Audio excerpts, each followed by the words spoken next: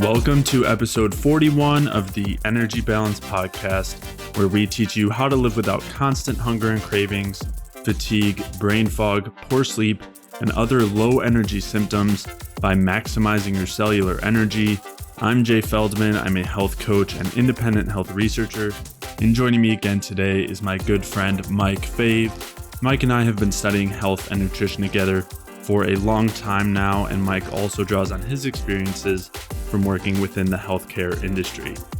Today's episode is part 2 of our 2-part series discussing women's hormonal health, and in today's episode we'll be focusing on the benefits of progesterone and how to restore hormonal health. If you didn't listen to part 1, I highly recommend you go and check that episode out, where you'll get a bit of a foundation as far as why this information is so important and the mass amount of misinformation there is out there surrounding the female reproductive hormones, and how this has led to some really damaging effects as far as women's health goes, as far as medications and hormonal contraceptives, which we'll be discussing further today. So in today's episode, we will be discussing the deleterious health effects of most forms of contraception, and this does include the hormonal contraceptives that are extremely common, and also the non-hormonal contraceptives like the copper IUD, which can still be problematic. We also talk about why hormonal supplements are often misused and when it makes the most sense to use these hormonal supplements. We'll be talking about the potential benefits and drawbacks of progesterone supplementation. We'll be talking about which foods help to lower estrogen, and we'll also discuss why nuts, seeds, beans, and legumes are generally not very supportive of hormonal health, even though they are often said to be. And we did also take some time in this episode to go over a pretty basic overview as far as bioenergetic nutrition is concerned in order to balance out those hormones. So this is a really great overview if you are new to this podcast. And in today's episode, we also talked about why hormonal blood tests can be misleading and the best supplements for balancing hormones. If you are new to this podcast, then I'd highly recommend you go back after this episode and listen to episodes 1 through 7, where we spent some time building a foundation for bioenergetic nutrition and health. To check out the show notes for today's episode, head over to jayfeldmanwellness.com/podcast, where you can take a look at the studies and articles and anything else that we referenced throughout today's episode. And if you are looking for help balancing out your hormones, if you're dealing with any reproductive type issues, whether that's low libido or various issues related to your cycle, which we did discuss throughout today's episode and last episode, including symptoms like PMS or fibroids or endometriosis, PCOS, or even more common symptoms like mood shifts or heaviness or cramps, or if you're dealing with any other low energy symptoms, whether that's brain fog or a lack of energy, excessive cravings and constant hunger, any sort of gut issues or symptoms, if you're noticing a lot of gut inflammation or bloating, or if you're dealing with any chronic pain, weight gain, or if you're having trouble sleeping, or if you're dealing with any other chronic health conditions, then head over to jayfeldmanwellness.com/energy, where you can sign up for a free energy balance mini course where I will walk you through the main things that you want to focus on and adjust as far as diet and lifestyle are concerned, so that you can maximize your cellular energy, which is the key to resolving these symptoms and conditions. So to sign up for that free energy balance mini course, head over to jayfeldmanwellness.com/energy. And with that, let's get started.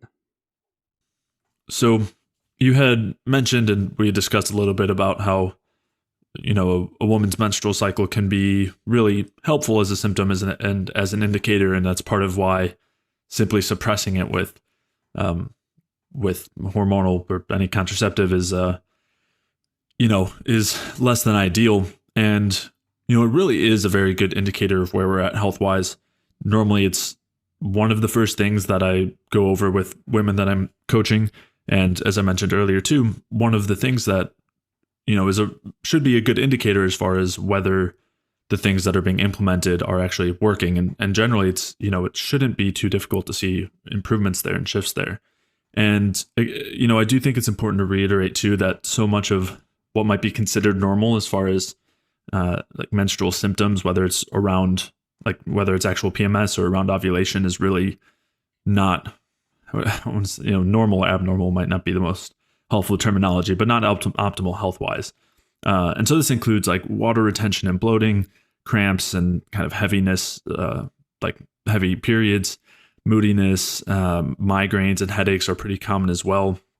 Breast soreness, fibroids, endometriosis, PCOS, which these are all things that are generally, in talking to about working with a doctor or coach or whatever, most doctors are not considering that nutrition or lifestyle have anything to do with any of those symptoms, and are, typically those things aren't even questions. And the only solution that's really offered generally is hormonal contraceptive, which of course is all these issues that we've been discussing. So it's just important to note that using your cycle can be, is a really good indicator of where you're at health wise, and watching how these symptoms change over time.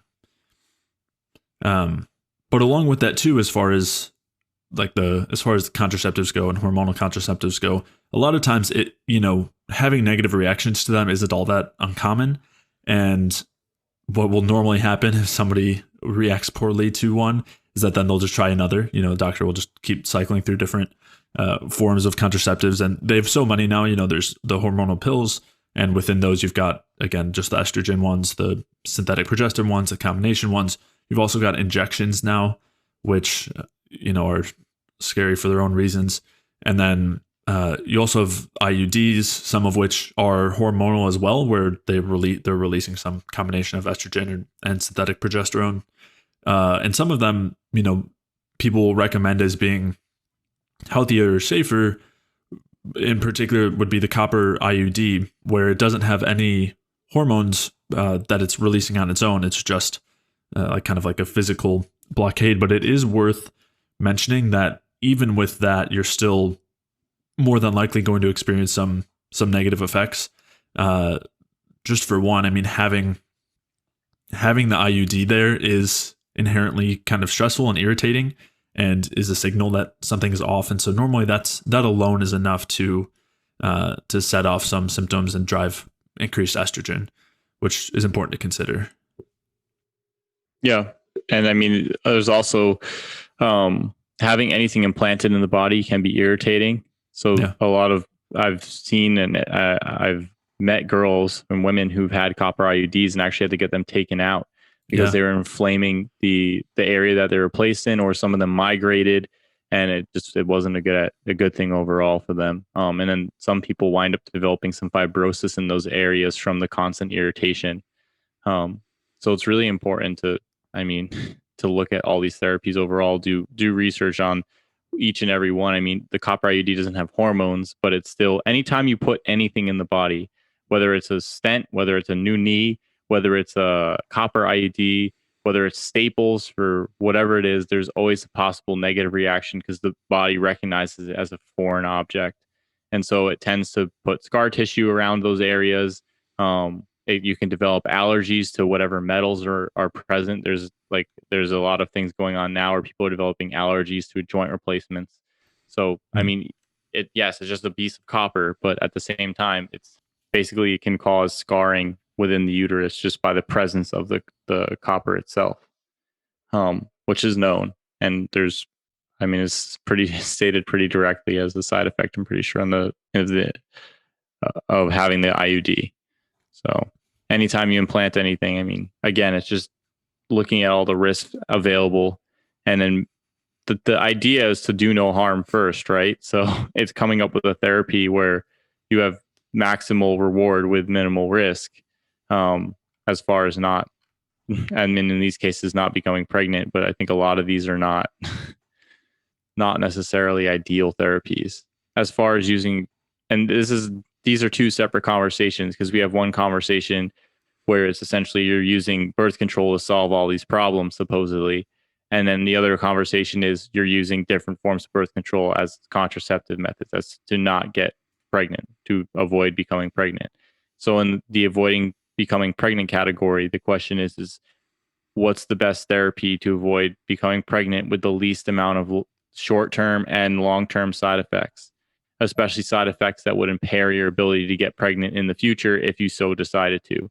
Mm-hmm. So those would be the questions that I would want to know. And then, but as from the health perspective, the question is, what is the actual underlying problem? And are the ways that they're treating it really addressing that underlying problem? Or are we just masking the underlying problem? If you're having painful periods and PMS and your cycle's not regular, or PCOS or amenorrhea or any of these things, is the answer birth control? Like, are there other answers that are on the table besides just taking birth control to regulate your period, or to help with PCOS, or to deal with, I don't know, whatever the amenorrhea or whatever situation is going on?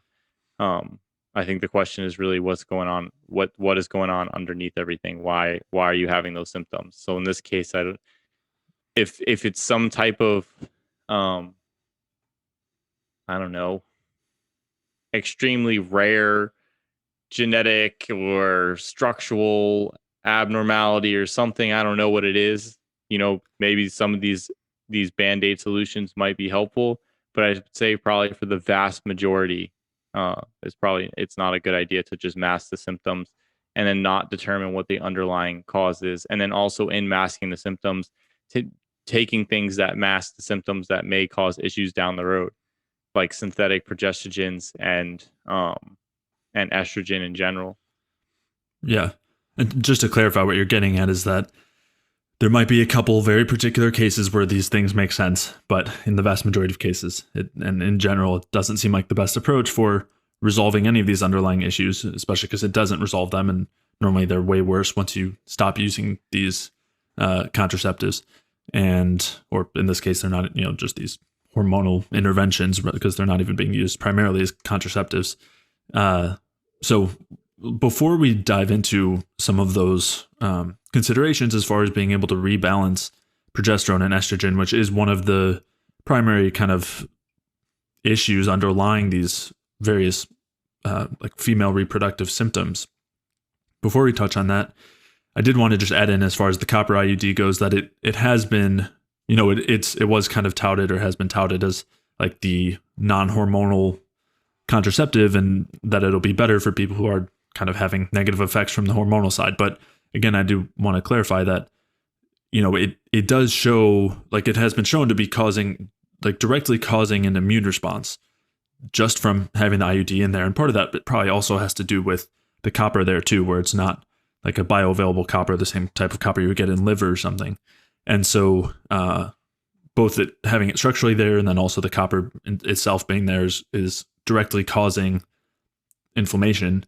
And as you mentioned, that's what eventually leads to things like fibrosis. So it is not the like kind of safe option necessarily that it's made out to be. And again, as we mentioned earlier, as far as contraception goes, the fertility awareness method, possibly using condoms and withdrawal either along with that, or figuring out a mix of those things that work best for your situation, is probably going to be ideal as far as on the contraceptive side, things that minimize any negative effects. But just in circling back to looking at progesterone versus estrogen, I did want to also emphasize just how, we talked about estrogen having certain value and being necessary for certain processes, but excessive amounts being representative of excess stress, and it being a part of this kind of stress hormone cascade. And we didn't talk as much about the flip side, being progesterone, and how progesterone tends to be one of the most kind of pro-metabolic, pro-health compounds or hormones that our bodies are producing on their own, for sure, and also that they can interact with, and it's been shown to be pretty stimulatory metabolically, but it's also been shown to be very protective in an array of different situations. One that's pretty noteworthy is in like neuroprotection and regeneration from like all sorts of different brain injury. So, it's pretty noteworthy, and just kind of goes to show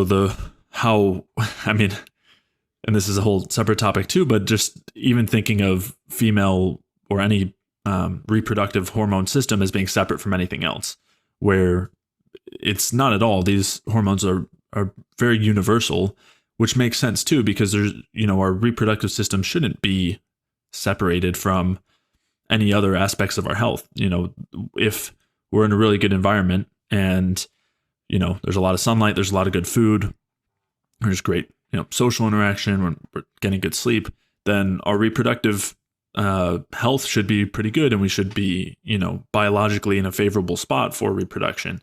And then the opposite would, of course, occur as well when things are not as good environmentally. And so it makes sense that there should be pretty extensive interaction between all aspects of our health, and this includes reproductive health and everything else. So yeah, so looking at the effects of progesterone is a pretty good example of that. And in general, not only, and we'll talk about supplementing progesterone in a little bit, but when you do supplement progesterone, you can see how wide-ranging those effects are.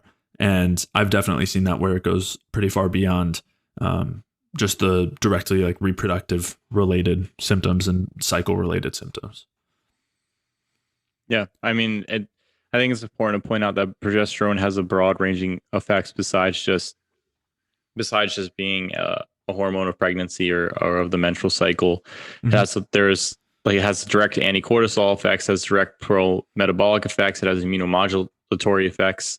It has like very broad ranging effects on physiology, particularly for women, because it is mainly a female hormone. There is progesterone in males as well, but it's mainly a female hormone. And then also is more commonly recognized now, but estrogen is present in both males and females. And having an excessive amount of estrogen in men can be a huge problem. The other thing people are talking about is having extremely low levels can also be a problem. And so I think another important thing to point out is that a lot of this stuff is a balance. There needs to be a balance of the different hormones, and it's about achieving that balance, not necessarily through taking different exogenous hormones in certain amounts at all different times. I mean, that can be a strategy. I know for older people with hormonal replacement therapy, there's lots of women using like combinations of progesterone and estrogen in small amounts and finding benefit from that. So those can be used. Those can be therapies, but ideally, especially in younger people, the question is why are things not functioning well? What's going awry? And in older people, the question should be, as well, what's going awry? And then trying to exhaust other options before you have to basically use the different supplementation for the different hormones, depending on the individual's context. So the important to realize that the hormones have broad ranging effects besides what they're advertised to do, and that they function in balances in the body because they all do have different functions. And it's not about hammering estrogen to zero and raising progesterone to past the upper limits. It's about having an adequate balance of those for depending on what your lifespan and your context is. And the same thing, all these same things apply to men as well. A lot of guys, and this is happening more so in anecdotal experience with men. There's some research starting to come out about it.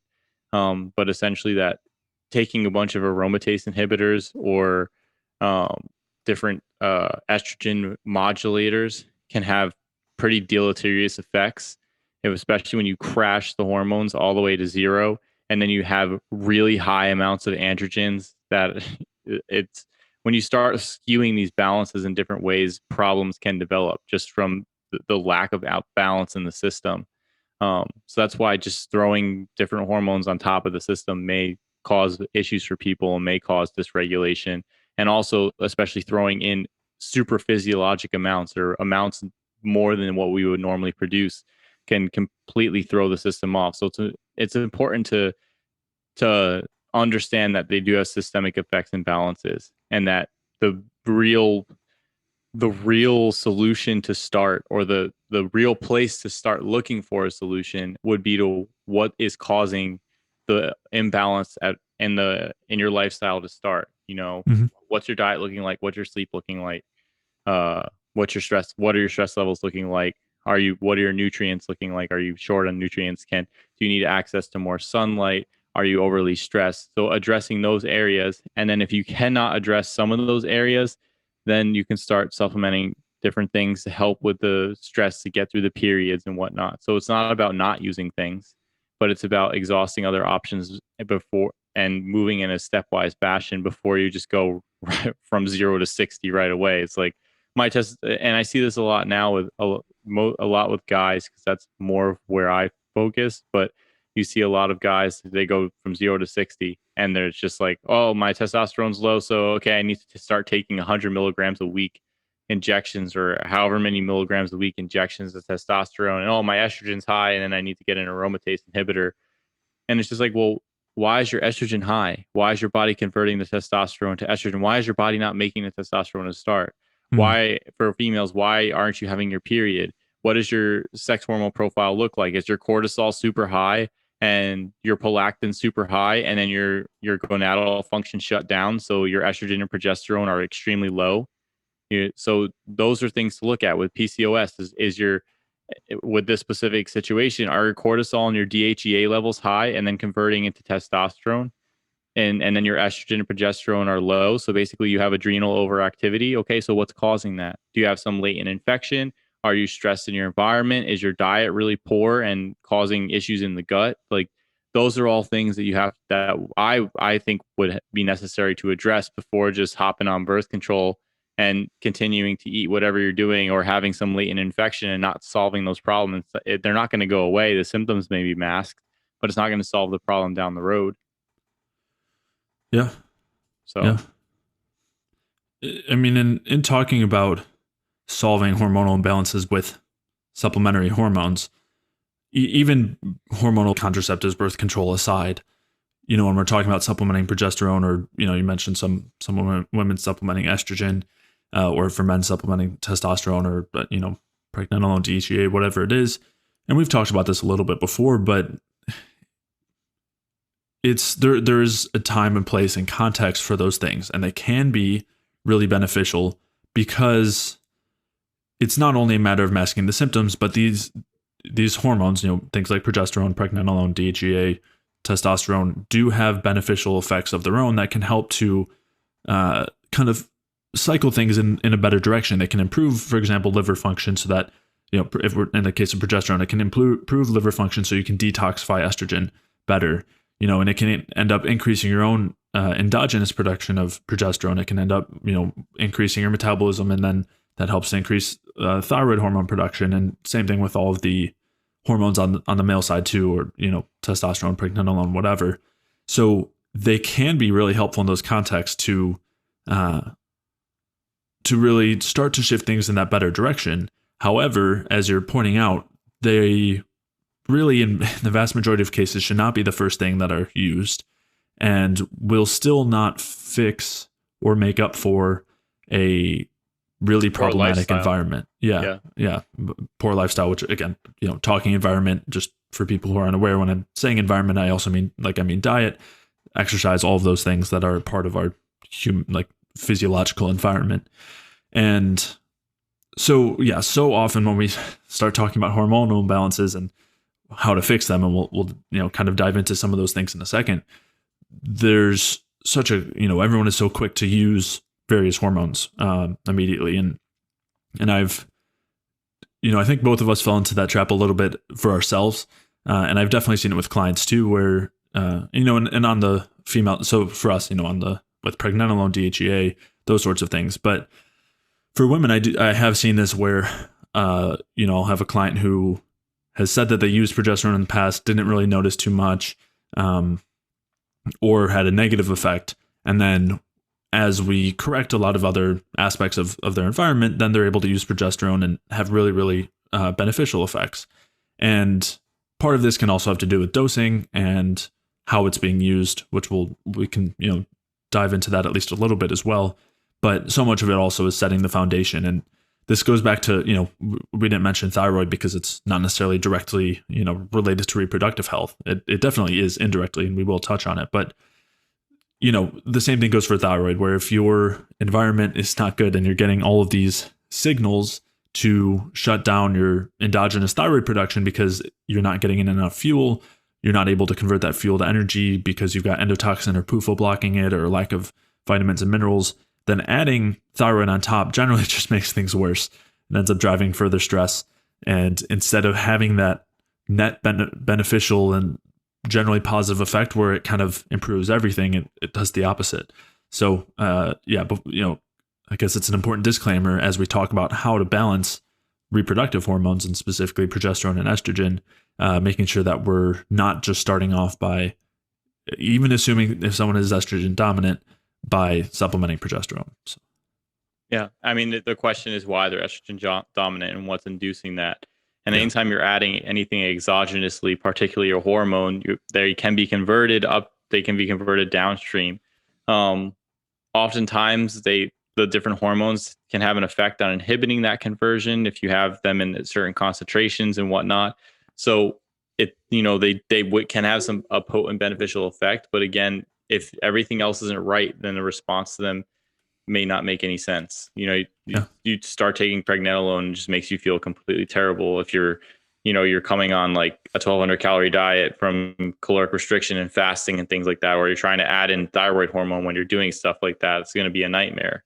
Mm-hmm. So that's why getting everything else right first makes the most amount of sense. And then even guys with testosterone replacement, converting all into estrogen. The question is, what is your body's physiologic state? What state is your body functioning at? Is it functioning? Are you and metabolically healthy? Are you having? I mean, I'm assuming if you're having low testosterone, there's something specific going on, or if you're amenorrheic, there's something specific going on that would indicate a metabolic issue. Mm-hmm. So then just adding the hormones in is just, your body's not producing them for a reason. Either it can't or it's limiting because of whatever reason. So it's important to understand that and to not just think that you're just going to solve whatever issue it is with just a whole bunch of hormones. And just, I'm going to take a drug and some hormones and it's going to solve the problems without figuring out what actually is causing the issue underneath.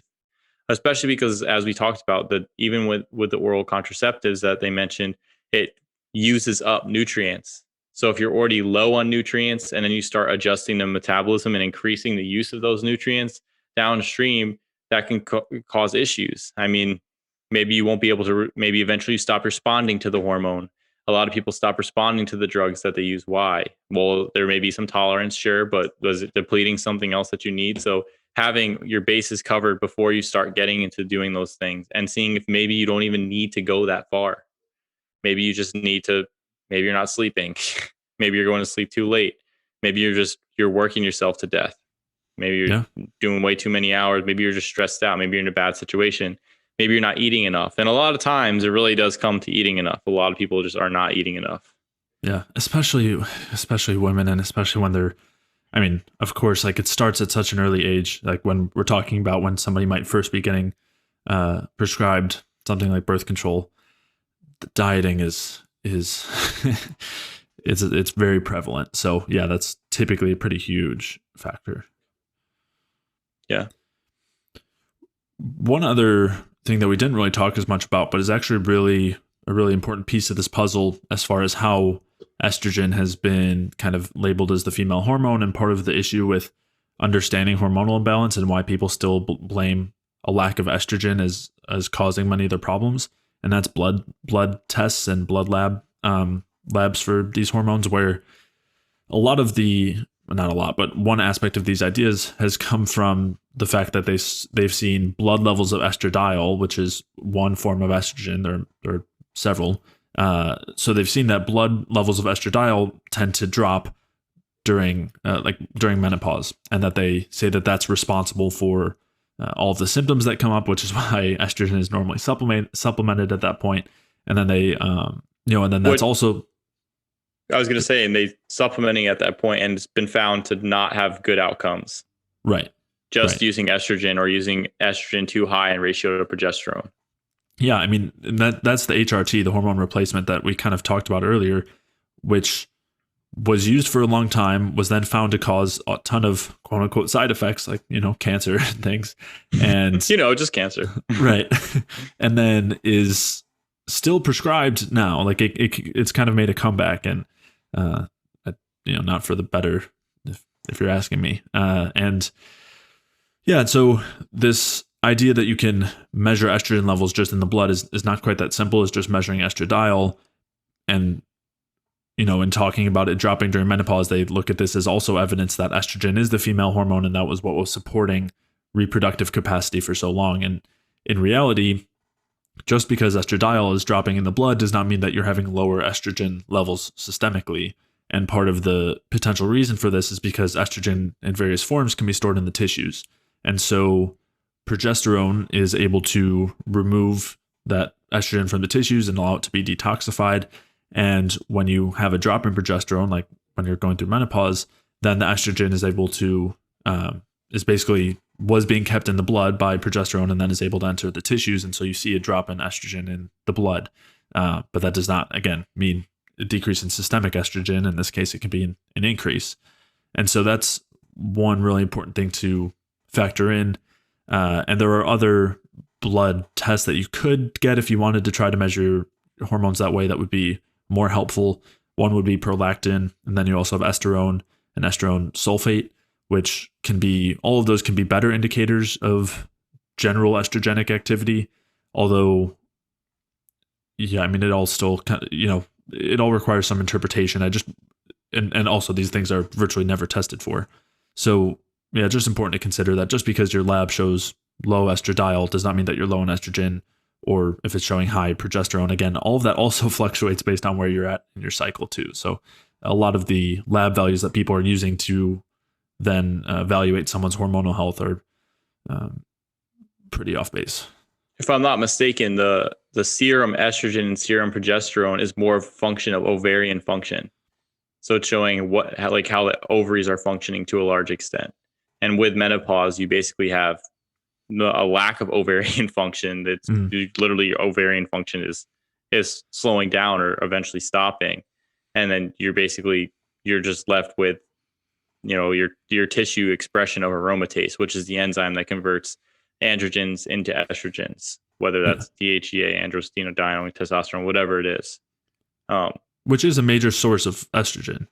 Yes, which exactly. All the tissues can express, or all tissues pretty much can express aromatase. Mm-hmm. So that's just something important to keep in mind, that when you start seeing menopause, what you're seeing is a drop in ovarian function rather than just a drop in estrogen. You're losing both your ovarian production of estradiol and progesterone. Mm-hmm. And I think other labs that are important to look at with that type of stuff is also what your cortisol levels are doing. Where's your cortisol? Where's your prolactin? And then where's estrone is a good indicator of, I guess, like storage of estrogen. Because any upregulation of cortisol or anything like that will upregulate aromatase expression. Mm-hmm. Yeah, considering that it's part of that whole stress hormone situation, stress hormone cascade. Yeah. So with that in mind, and considering that for the most part, if somebody is experiencing symptoms related to, reproductive health, all of these things that we've discussed as far as PMS and,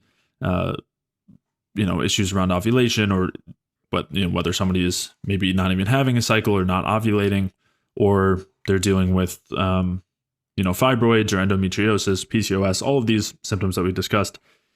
In these situations, in the vast majority of cases, low progesterone is at play and high estrogen is at play.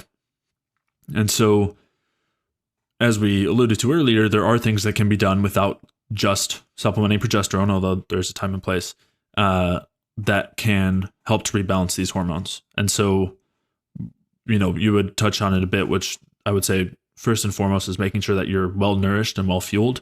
And so on one hand, that means simply eating enough. And this is pretty noteworthy as far as, even like a short-term fasting can increase aromatase, increase estrogen. Of course, you said cortisol increases aromatase. So, basically anytime you're not eating enough, anytime that you are on a diet where you're trying to just reduce calories, you're going to be increasing all the stress hormones, and that includes estrogen. So eating enough is incredibly important.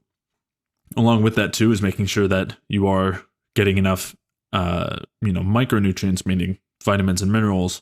And this is especially the case if you're coming from hormonal contraceptives that deplete various vitamins and minerals, selenium, zinc, B vitamins, magnesium, vitamin C, vitamin E. So, there's a place for supplementing those too, but for the most part, trying to replenish these things dietarily is generally a much better approach. Yeah. And, just to, I guess, lay out the basics there is sometimes can be helpful just as a refresher, or if you're generally new to the podcast, centering your diet around, high quality carbohydrates, meaning generally high quality fruits, and roots, meaning root vegetables, some white rice, again, potatoes, sweet potatoes, and fruit juice, whole dried fruit, any type of fruit product that you tolerate well. Mm-hmm. Yep. And then on the fat side, favoring the saturated fats as opposed to the polyunsaturated fats. So that would be the fats from ruminant animals, meaning like red meat. So beef tallow, and then saturated fats that you would find in like plants like coconut oil and chocolate and butter. So any dairy fat or eggs, it's going to be mostly saturated fats, and avoiding the polyunsaturated fats, the vegetable oils and the oils and nuts and seeds, which when it comes to hormonal health, nuts and seeds are recommended very often in like the alternative health sphere to help to rebalance hormones. With your healthy fats, of course. Right. Part of that is because they have phytoestrogens in them, which are considered to be a good thing by people who are trying to raise estrogen. As we've discussed, that might not be the best approach. Or some people say it lowers estrogen. So, right. Well, so yeah, some of the nuts and seeds are supposed to increase estrogen. Some are supposed to lower it. Which, you could probably argue that some of the fibers are able to bind with the estrogen that's excreted in bile and prevent it from being reabsorbed. But I think there's much better ways to do that than with nuts and seeds.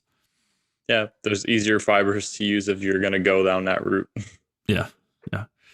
Which is, another side of this is many people will talk about like the healthier fibers being really effective for helping to detoxify excess estrogen that's excreted through the bile. And so raw carrots are pretty good for that. And I would anticipate, fibers in fruit to also be helpful with that. Yep. Different fruits and certain cooked vegetables and things like that. Some of your leafy greens. And then some, the fruit and tuber fibers. Any of those, I guess, those fibers would work. No need to go and stock up on tons of beans and tons of nuts and seeds and things like that.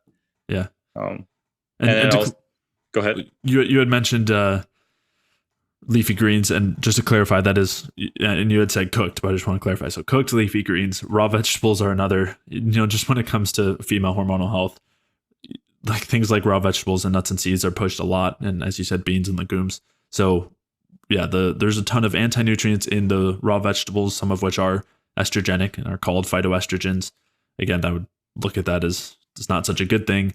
And so cooking, if you are eating vegetables, which to some extent are definitely not as necessary as they're generally considered to be, and shouldn't be making up, the bulk of our diet. But if you're using them as, a small part of your diet, making sure that they're cooked is important.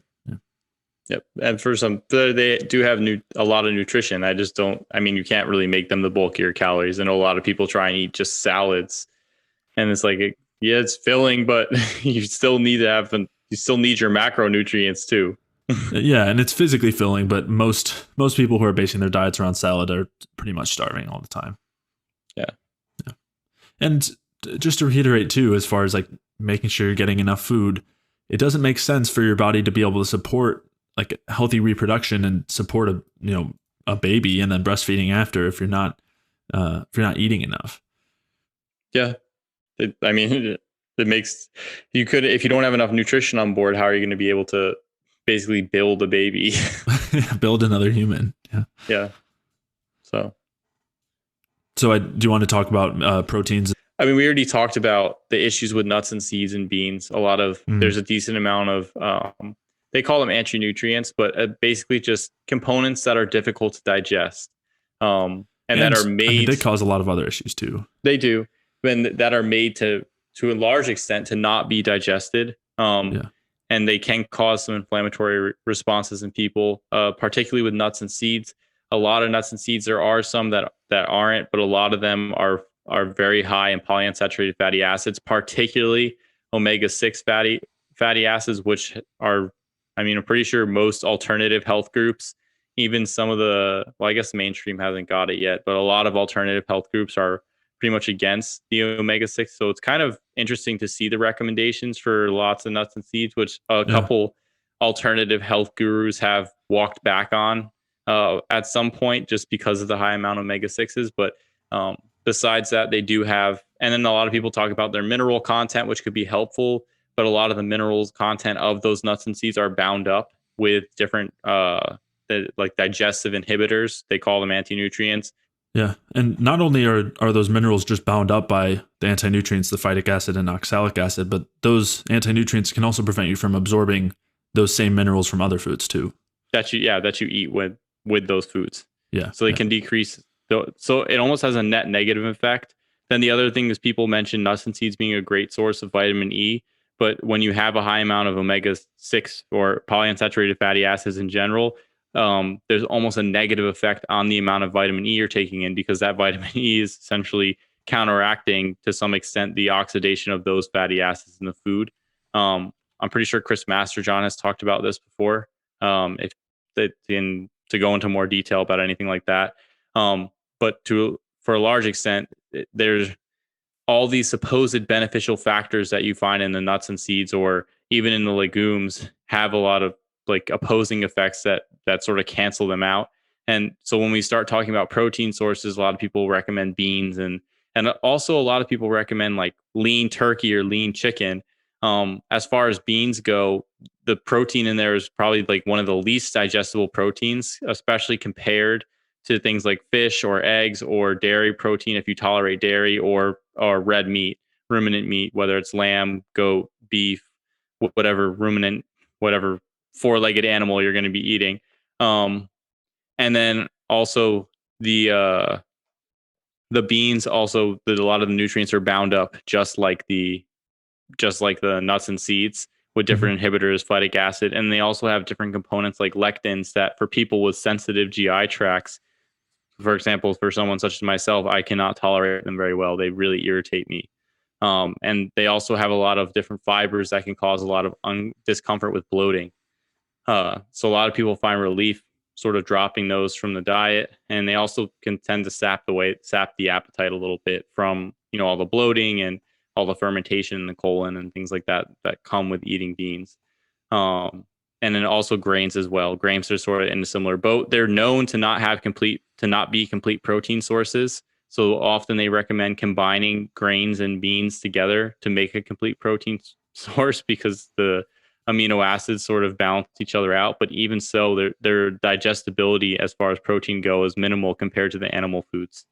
So that's something that's important to keep in mind, that if you want to get the best bang for your buck with the most amount of, and this is a key point, absorbable nutrients, animal proteins are hands down the option. You can, whatever, I'm not making any ethical claims here. I'm not having any ethical arguments. This is purely like a research argument. This is purely a scientific argument. It is known that animal foods, as far as nutrient absorbability and protein quality, outweigh grains and beans. That's not even a question. Then the next point to keep in mind is, okay, well then what animal foods? So we talked about the main ones, seafood. So that could be shellfish, that could be fish, and then you have your ruminant animals, which is your red meats. Those tend to be the most nutrient dense by far. The pork can also be nutrient dense. The issue with pork is because of the feed for the pigs, they tend to be high in PUFA, or polyunsaturated fatty acids. And then as far as whiter meats like turkey or chicken, you have the same issue because of the feeding and the anatomy and physiology of the animal. They tend to concentrate whatever polyunsaturated fatty acids that are in their diet and their fatty tissue. And also the white meats tend to be much lower in nutrients than something like your ruminants or your seafood. So I know a lot of bodybuilders base their diets, or fitness people base their diets around white meats or light meat. And it tends to be much lower quality than red meat as far as in terms of overall nutrient amounts, especially the very lean varieties, which I mean, I would even recommend the more lean variety over the fattier variety, but the lean varieties tend to have even less nutrients than the fattier cuts of those animals. So the best protein sources, with all things considered, would be your seafood, different types of fish, Lower again, it would be lower fish that's lower in fat. Uh, on in the topic of polyunsaturated fatty acids, higher fat fish has a lot of omega-3. And while making sure that your diet is zero omega-3 or zero polyunsaturated fatty acid is probably impossible, making sure you're not loading up on like 10 grams or 6-7 grams of fish oil in a day would probably be a good idea. Even if you believed or you were in the camp that was under the impression that fish oil had beneficial effects, most of the dosages that they had were significantly lower. They were like 1 gram a day type of thing.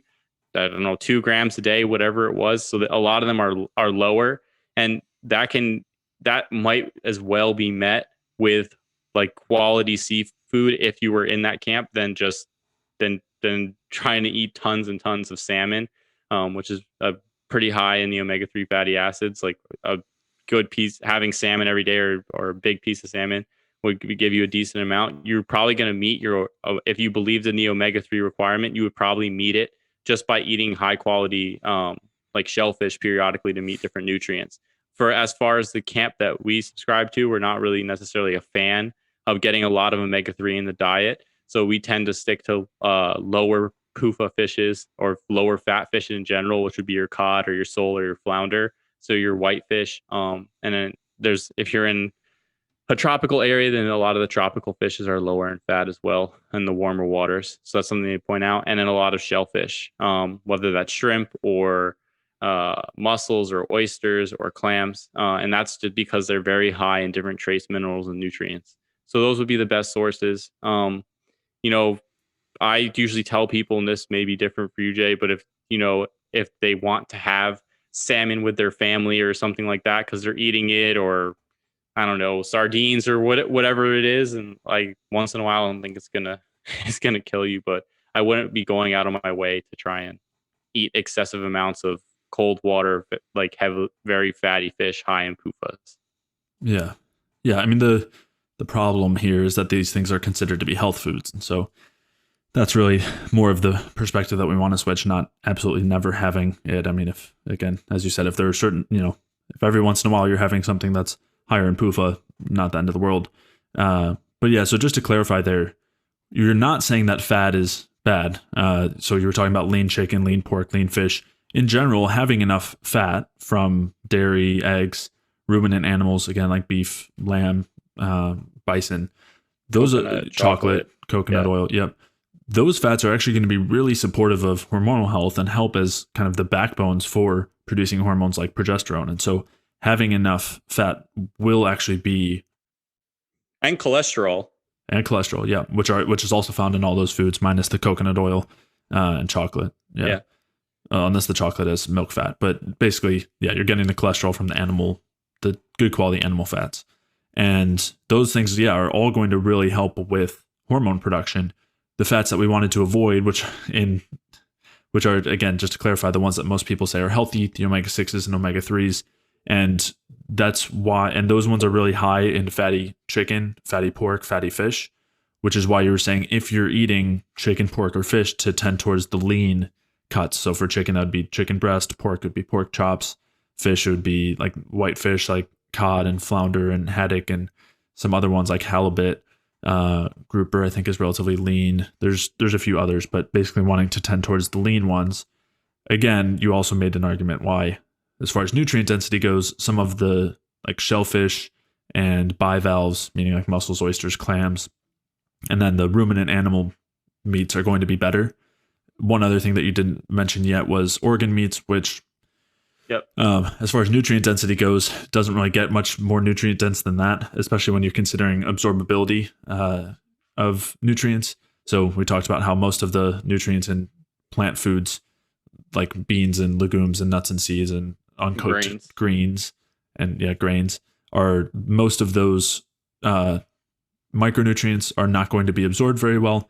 But when we're talking about micronutrients in organ meats, they're going to be absorbed very well, and it's going to be really a powerhouse as far as those go, especially when it comes to the fat soluble vitamins A, E, and K, which all happen to be incredibly important when it comes to hormone production and also fertility, which I think is kind of a good transition, as well as that, when it comes to supplementing, I think the best supplement as far as these micronutrients go would be something like liver, like these organ meats, which are extremely nutrient dense. You're also going to get a good source of bioavailable copper, which is also integral to, mitochondrial respiration, just the process of producing energy, all sorts of other functions. So that would be like, kind of the goal is building a diet around these types of foods, getting a lot of nutrient density from those animal foods, dairy and eggs as well as the organ meats.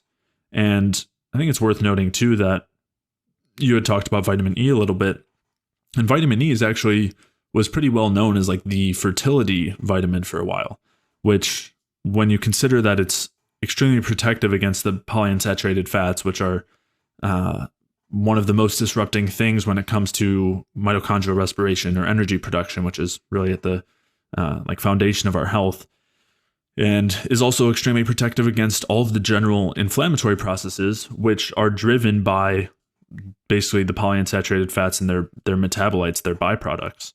So, yeah, it's not really such a surprise that vitamin E is so helpful in that way. But the best places to be getting vitamin E would be from those animal foods, dairy, eggs, organ meats, and olive oil. Different fruits and certain like some of the tubers and stuff like that have decent sources of vitamin E. Some of those foods are good, and a lot of those are all the tubers and the fruits and some of the cooked vegetables, some of the specific greens and stuff like that do have a lot of nutrients, and that's why we tend towards those.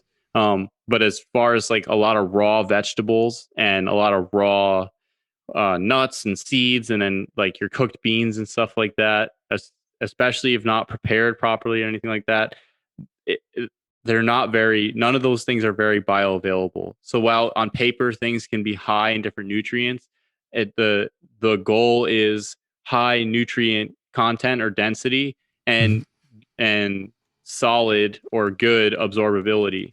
You can have a mixture of solidified B vitamins, but if you can't digest the B vitamins, then it doesn't really matter how much is in there. So it's important to focus to basically have the combination of those elements there. And that's why that's what drives the choices of the foods that both of us, I guess, are describing. It would be these specific animal foods, and for example, liver and oysters. There you have a ton of minerals and a ton of B vitamins, just between those two right there, at extremely high nutrient density. And fat soluble vitamins. And fat soluble. So, those would be that's what the diet is centered around. Basically having solid nutrition that's easily absorbable and also comes with minimal amount of digestive inhibitors and toxic components that irritate the gut and anything along those lines. It's keeping toxins low, keeping digestibility high, and keeping nutrient density high. That is the logical sort of progression behind our choices. It's not just because we like oysters and liver. A lot of people, I'm not necessarily 100% the biggest fan of the taste of liver, but it's the rational reasons behind that. That's basically why. So if you wanted to look these things up, there's research describing all of these different aspects. And I just want to point out that that's the basis. I think that that's important because a lot of people talk about, all these different diets and beans and grains and nuts and seeds and all this have so much, look at all the nutrients in them. And it's like, well, are you absorbing them and are you doing it without hurting yourself or irritating yourself or whatever it is? Yeah. Yeah. And so we did dig into all of these things in a lot more detail, gut and digestion and macronutrients and optimal sources for a lot of these foods and kind of how to structure a diet from the bioenergetic perspective in the first 7 episodes of this podcast. So I would check out episodes 1 through 7. One thing that we didn't talk about here that is important when it comes to balancing out hormones is the blood sugar side, where making sure that our blood sugar is steady throughout the day is incredibly important. Making sure that we're getting a steady supply of carbs to keep our blood sugar maintained is going to be the best way to do that. And balancing that out with some protein and fat is helpful. That means not fasting and means getting consistent meals throughout the day And this is really one of the most beneficial things when it comes to keeping stress hormones down and rebalancing reproductive hormones.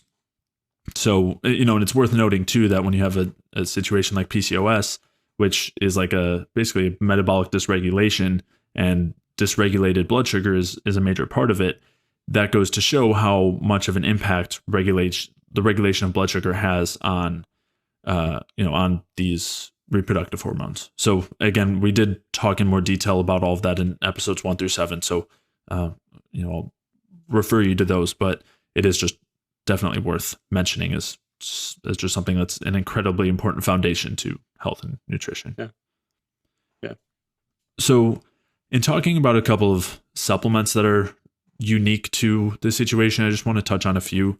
One would be vitamin E, and there, again, with all of these, best place to get it would be from diet, but using vitamin E as a supplement can be helpful for rebalancing some of these hormones. And it's worth, again, reiterating that it was known as the fertility hormone or vitamin for a reason. And so it can definitely be pretty supportive and rebalancing in that regard. As far as the other fat solubles go, like vitamin A and vitamin K, I'd prefer to get all these from diet, but potentially using like a desiccated liver is an option for those, and maybe supplementing with some vitamin K, which vitamin K does have a lot of effects too hormonally that are worth that are beneficial. Yeah. And vitamin E, ideally from sunshine, would be the best source. Vitamin there. D. Yeah. Vitamin D. Yeah.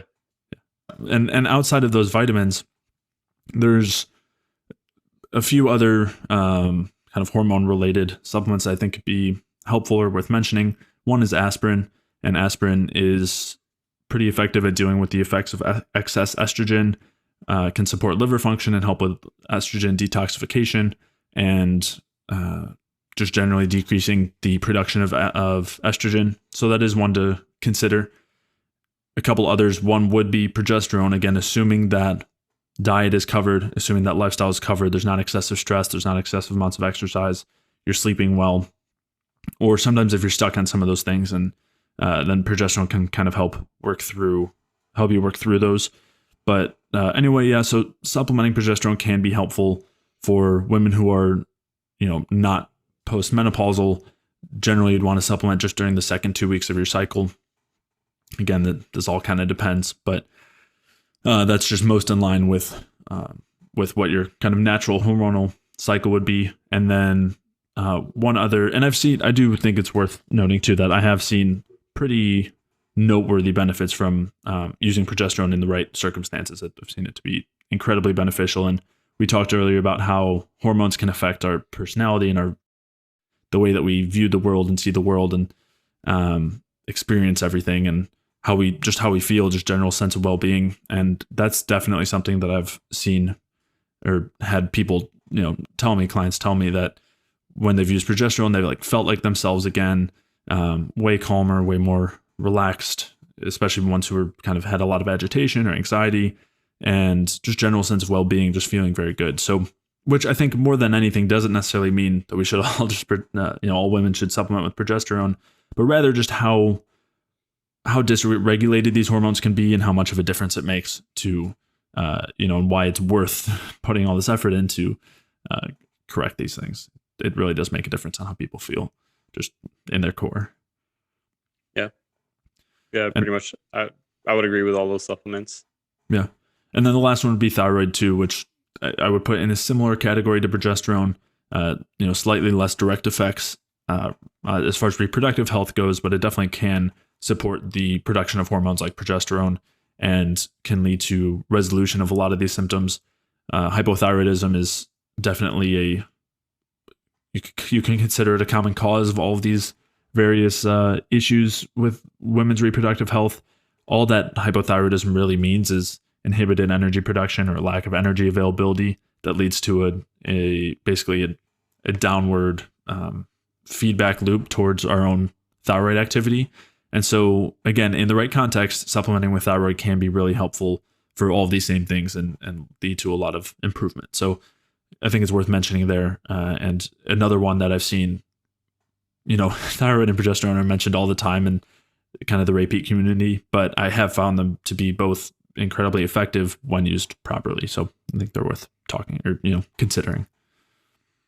Yep. I think that thyroid is a key player in a lot of the stuff that goes on. I don't think it's always the main cause, but I definitely think it's usually involved with the issue. I think that whatever could be causing the hypothyroidism and then also the issues going on below the surface may also, could be causing the hormonal dysregulation from a sex steroid point of view as well. So like it could be causing both, and they could be going hand in hand. It could be hypothyroidism. So I think that thyroid is like a very generally protective substance that could be helpful. And then progesterone definitely can help.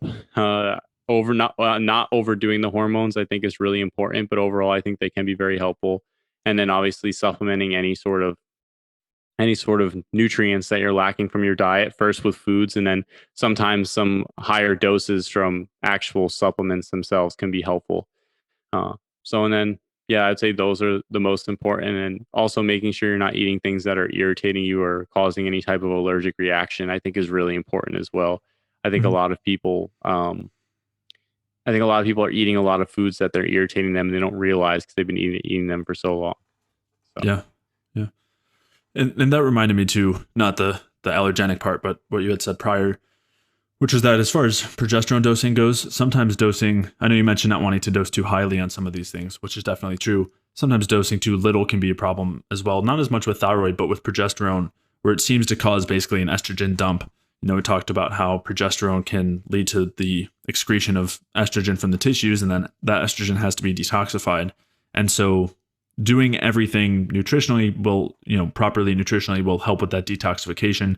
Aspirin and vitamin E will help, but so will progesterone itself. And so sometimes dosing too little will lead to this kind of excessive burden of estrogen and cause symptoms to crop up. And sometimes that'll happen too, where the first cycle or sometimes the first couple cycles when using progesterone can be worse as far as symptoms go, and then tends to get better following that. So those are things to consider. Sometimes that can mean that the progesterone dose is too low if you're experiencing symptoms. So again, it all depends, but that's something worth considering.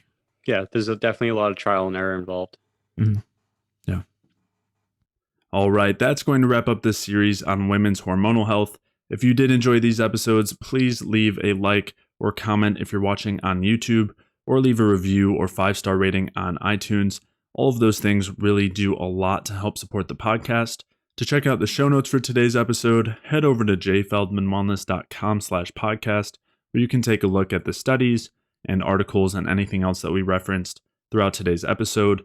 And if you are dealing with any of the hormone-related symptoms that we discussed today, whether that is hormones related to your cycle, maybe it's chronic conditions or more intense hormonal symptoms like PCOS, endometriosis, or fibroids, or maybe it's some of those more common symptoms like changes in mood, or heaviness, or cramping and pain. If you're dealing with any of those symptoms or other low energy symptoms like chronic cravings and hunger, fatigue, chronic pain, weight gain, brain fog, poor sleep, or any gut or digestive symptoms, or any other chronic health conditions, then head over to jfeldmanwellness.com/energy, where you can sign up for a free energy balance mini course where I will teach you the main things that you want to focus on, main things that you want to change as far as diet and lifestyle are concerned, so that you can maximize your cellular energy, and also explain why that's the key to resolving these symptoms and conditions. So to sign up for that free energy balance mini course, head over to jfeldmanwellness.com/energy. And with that, I will see you in the next episode.